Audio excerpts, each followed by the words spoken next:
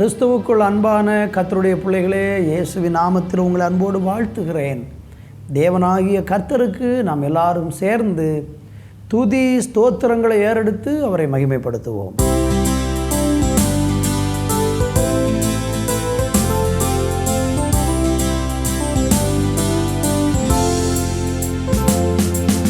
லேசான காரியம் எதுவும் லேசான காரியம், லேசான காரியம் எதுவும் லேசான காரியம். பலனுள்ளவன் பலனற்றவன், பலனுள்ளவன் பலன் இல்லாதவன், யாராயிருந்தாலும் உதவிகள் செய்வது லேசான காரியம். இயேசுவுக்கு லேசான காரியம்,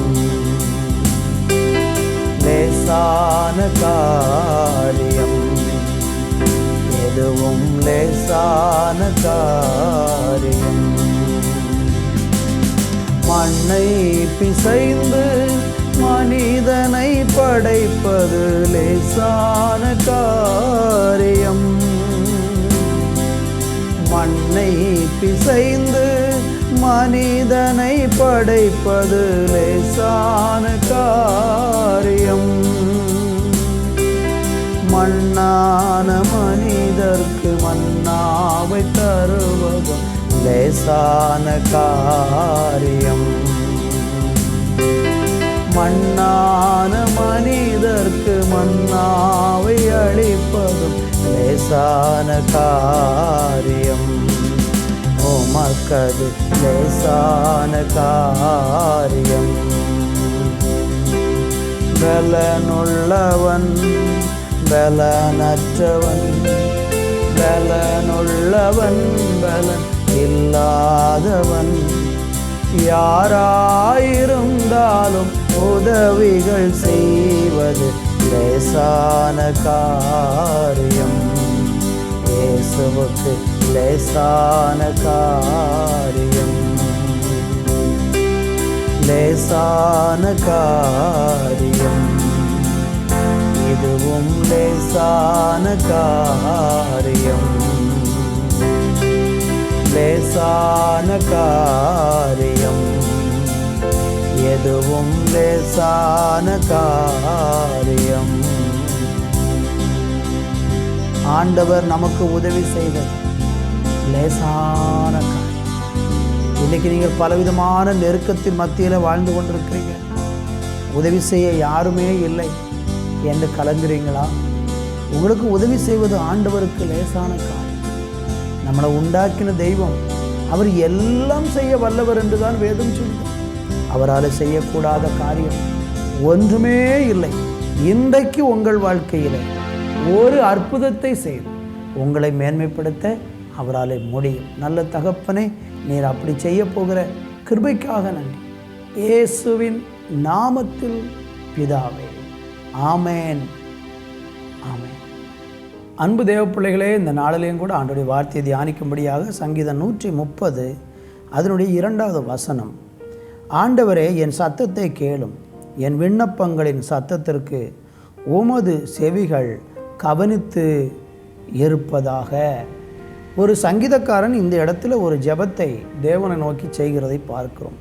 என் சத்தத்தை கேளும், என் விண்ணப்பங்களின் சத்தத்துக்கு உமது செவி கவனித்திருப்பதாக என்று சொல்லி சங்கீதக்காரன் ஆண்டவரை நோக்கி ஜெபிக்கிறதை பார்க்கிறோம்.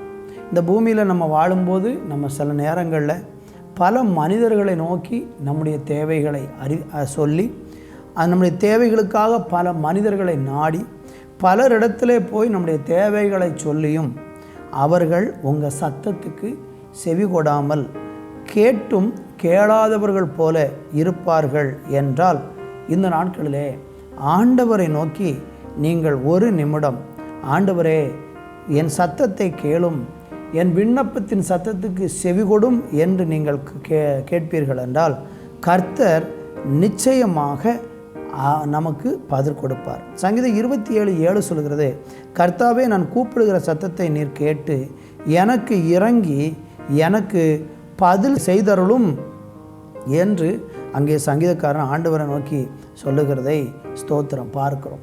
இன்னொரு வசனம் கூட வாசிக்கிறேன். சங்கீதம் 31:22 சொல்லுகிறது, உம்முடைய கண்களுக்கு முன்பாக இராதபடிக்கு வெட்டுண்டேன் என்று நான் என் மனக்கலக்கத்திலே சொன்னேன்.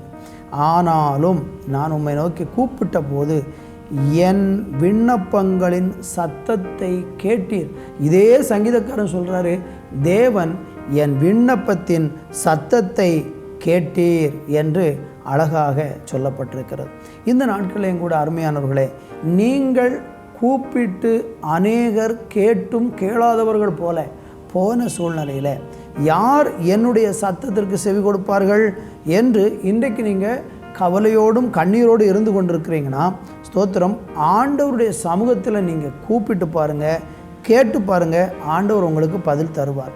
1 யோவான் 5:14 சொல்லுகிறது, நாம் எதையாகிலும் அவருடைய சித்தத்தின்படி கேட்டால் அவர் நமக்கு செவி கொடுக்கிறார் என்பதே அவரை பற்றி நாம் கொண்டிருக்கும் தைரியம் என்று சொல்லப்படுது. அது எவ்வளோ பெரிய நம்பிக்கை! நீங்கள் ஆண்டவரை நோக்கி கூப்பிட்டால் உங்களுக்கு ஒரு நம்பிக்கையான பதில் வரப்போகிறது.